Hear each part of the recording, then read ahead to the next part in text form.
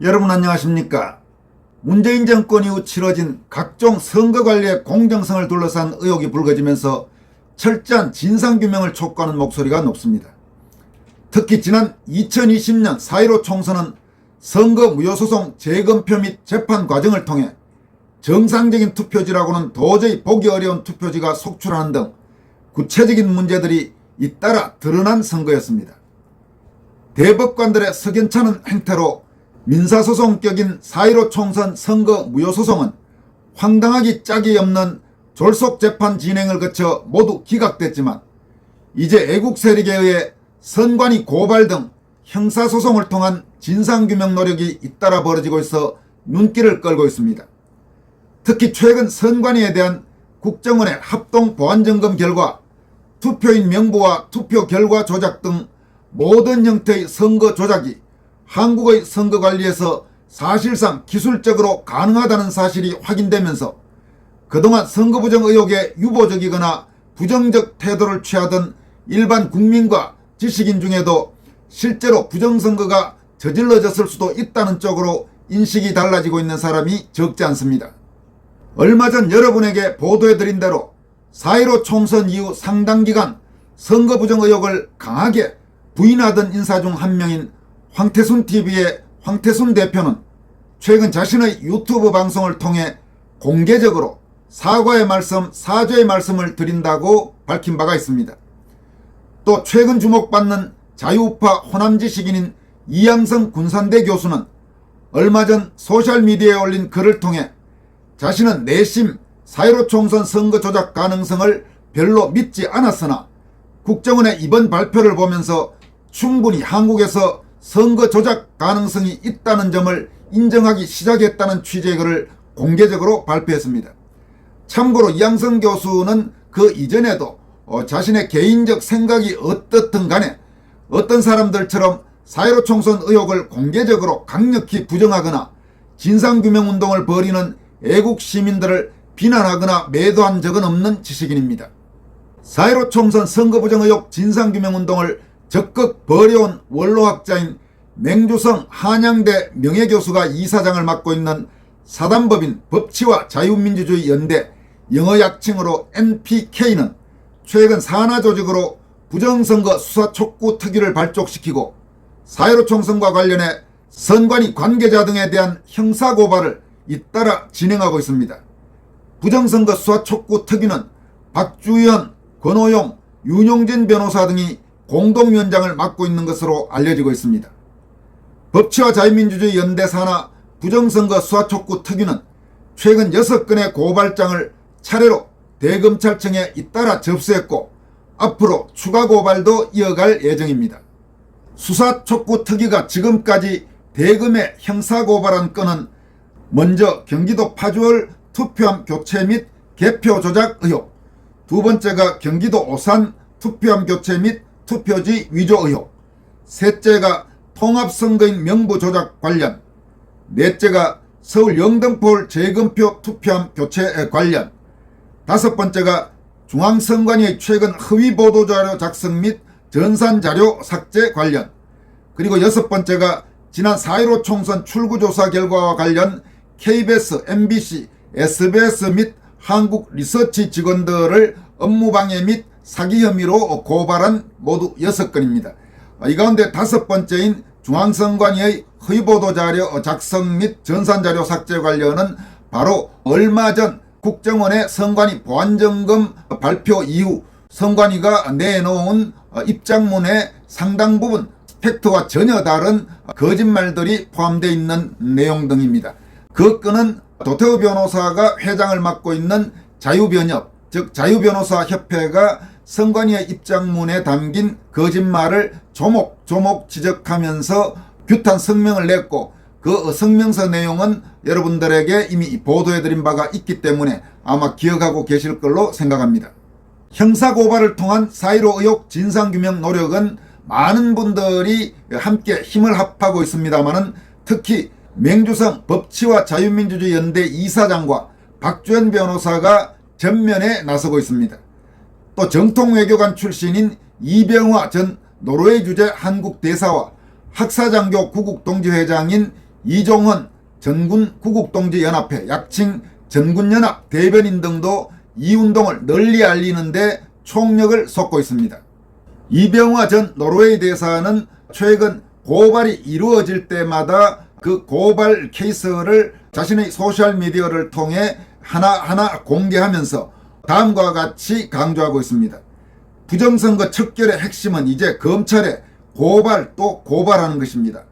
선관위에 극도로 방만한 상태를 국정원이 많이 밝힌 만큼 이 내용을 효과적으로 활용하면서 그간 대법원 재검표에서 발각된 모든 조작 및 은폐 상황을 세부적으로 각 건별로 고발하는 것이 매우 절박하고 기묘한 일이 되었습니다.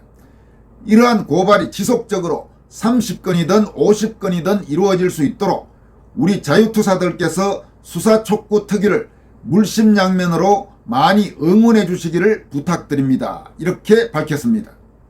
또 이종헌 정군연합 대변인도 자신의 소셜미디어에 고발 사례를 하나하나 소개하면서 다음과 같이 밝혔습니다.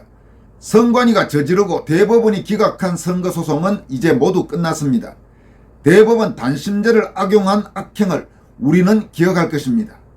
하지만 이제 형사사건으로 전환됩니다. 우리가 가는 길의 끝이 보이지 않더라도 우리는 멈추지 말아야 합니다. 우리는 우리가 가는 그 길 끝에 정의와 공정이 기다리고 있음을 너무도 잘 알고 있기 때문입니다. 그 길 끝에 서서 함께 웃으며 축배를 듭시다. 그러면서 이종헌 대변인은 수사만이 해법이다 라고 강조했습니다. 또 이 같은 부정선거 수사 촉구 특위의 검찰 고발과 별도로 청년 우파 조직인 신전대협 신전국 대학생 대표자 협의회는 최근 국정원이 발표한 선관위 보안점검 결과와 관련해서 노태학 중앙선관위원장 및 불특정 다수의 선관위 관계자들을 업무상 배임과 업무방해, 직무유기 혐의로 서울중앙지검에 고발했습니다. 신전대협은 검찰에 제출한 고발장에서 선관위는 전체 시스템에 관한 패스워드를 1, 2, 3, 4, 5 등의 단순한 비밀번호를 사용해 논란이 증폭되고 있다라고 지적했습니다. 신전대협의 김건 공동의장은 노태학 중앙선관위원장을 고발하면서 국가 중대사를 관리하는 선관위의 보안의식이 이 정도라는 것은 있을 수 없는 일이라고 비판했습니다. 또 이범석 신전대협 공동의장도 관련자들이 엄중한 책임을 져야 한다면서 선관위 시스템 개혁이 이루어지지 않으면 무너진 선거의 신뢰가 다시 쌓일 리가 만무하다라고 지적했습니다. 이처럼 잇따라 형사고발이 이루어진 것은 적지 않은 의미를 지니고 있습니다. 물론 민사소송격인 4.15 총선 선거 무효소송은 아까 말씀드린 대로 대법원의 황당한 재판 진행을 거쳐서 모두 기각됐습니다마는 형사고발이 잇따라 이루어지면서 검찰이 마음만 먹는다면 결심만 한다면 본격적인 수사를 거쳐서 4.15 총선 의혹에 대한 진상규명이 가능할 수 있기 때문입니다. 그 같은 단초를 형사고발을 통해서 애국시민들이 검찰 더 나아가서는 윤석열 정권의 앞에 내놓은 것입니다.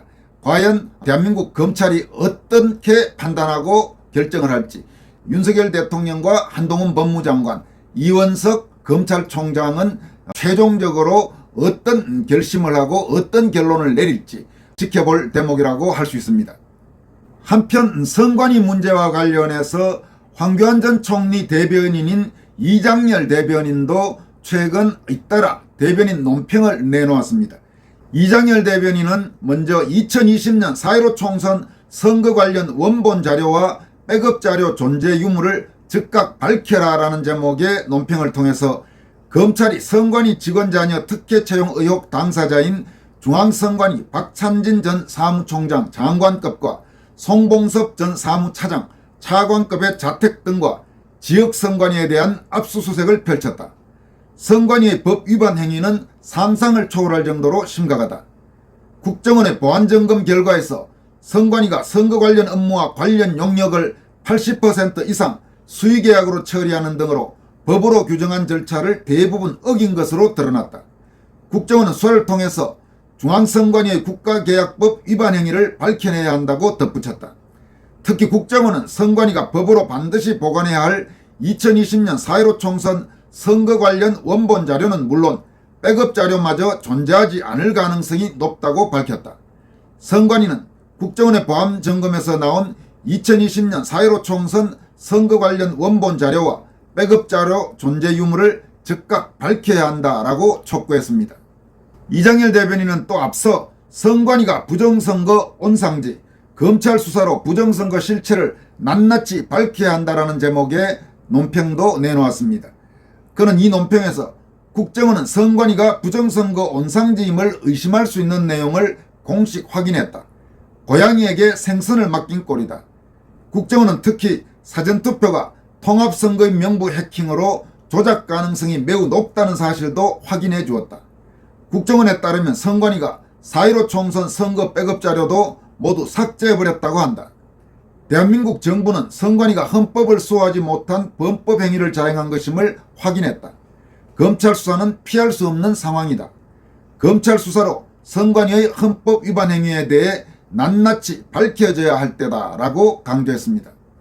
다음으로 살펴볼 소식은 거대 야당인 더불어민주당이 이재명에 대한 구속영장을 기각한 유창훈 서울중앙지법 영장전담 부장판사를 극력 비호하고 있다는 내용입니다.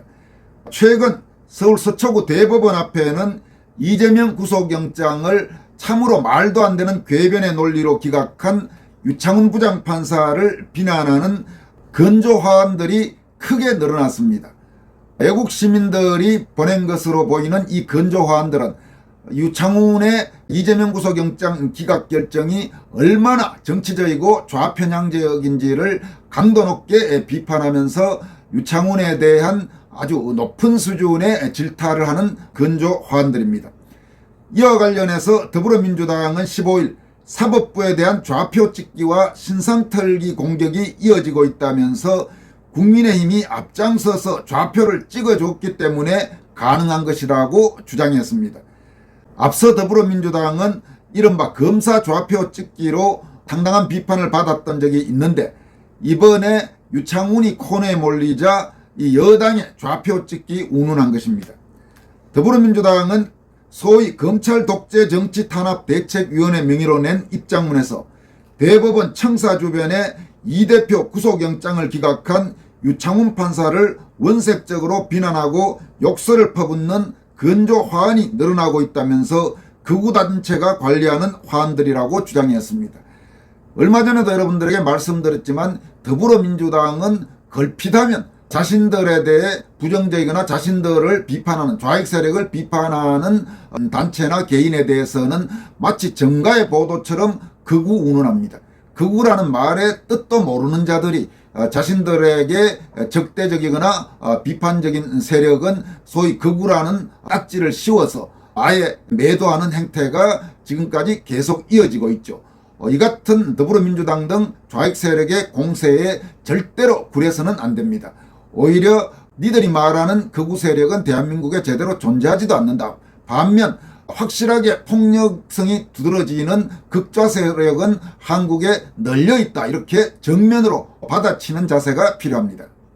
민주당은 이어서 판사 신상 털기 공격은 앞장서 좌표를 찍어준 이들이 있기에 가능한 법이며 그 당사자가 바로 여당인 국민의힘이라면서 여당과 극우단체가 마치 한몸이 된 것처럼 판사를 모욕하고 비난하는 일이 반복되는 것이라고 주장했습니다. 민주당은 사법부의 결정은 어지간하면 존중하고 싶지만 이건 도무지 존중할 수가 없다는 김기현 대표의 발언과 민주당과 강성지지층 압력에 굴복한 결과라는 윤재옥 원내대표 등의 발언을 예시로 들었습니다. 그러면서 이용호 의원은 판사에 대한 탄핵까지 거론했다 이렇게 주장했습니다. 민주당은 또 정진석 의원에게 이례적으로 중형을 선고해 논란이 된 박병곤 판사의 사례도 언급하면서 국민의힘은 삼권 분립, 민주주의와 헌정 질서를 훼손하는 난동을 중단하라 이렇게 주장했습니다. 이처럼 민주당이 소위 좌표 찍기 운운하는 것은 정말 전형적인 내로남불이라는 지적도 나오고 있습니다. 민주당은 앞서 수차례 검사들의 실명을 자료로 만들어 공개해 자신들의 강성 지지층을 상대로 한 좌표 찍기라는 비판을 받았습니다. 지난 7월에는 쌍방울 대북 송금 사건을 수사하는 수원지검장과 2차장, 형사 6부장, 부부장 등 검사 4명의 실명을 조직도 형식으로 만들어 공개했습니다. 또 작년 말에는 대장동, 쌍방울, 성남FC 의혹을 수사하는 검사 16명의 실명과 소속, 사진 등을 담은 신상을 공개하기도 했습니다. 그런가 하면 민주당은 지난달 21일에는 안동환 검사 탄핵 소추안 통과를 주도했습니다. 또 판사를 향한 좌표 찍기도 민주당은 서슴지 않았습니다. 민주당 김용민 의원은 2020년 자녀 입시 비리 등 혐의로 조국 전 법무장관의 부인인 정경심 전 동양대 교수가 징역 4년을 선고받자 재판장이었던 임정혁 부장판사에 대해 판사 사찰 문건에서 주관이 뚜렷하다기보다는 여론이나 주변 분위기에 영향을 많이 받는다는 평이라고 기재하고 있다고 자신의 페이스북에 쓰기도 했습니다. 정말 더불어민주당을 비롯한 한국의 좌익 세력들은 참 문제가 많죠. 내로남불에 뻔뻔하고 어떻게 저런 자들이 한국의 국정을 이끌어 나가는 아주 중요한 역할을 하고 있는지 한심하고 분노가 치밀어 오를 때가 한두 번이 아닙니다. 여기까지 하겠습니다. 고맙습니다.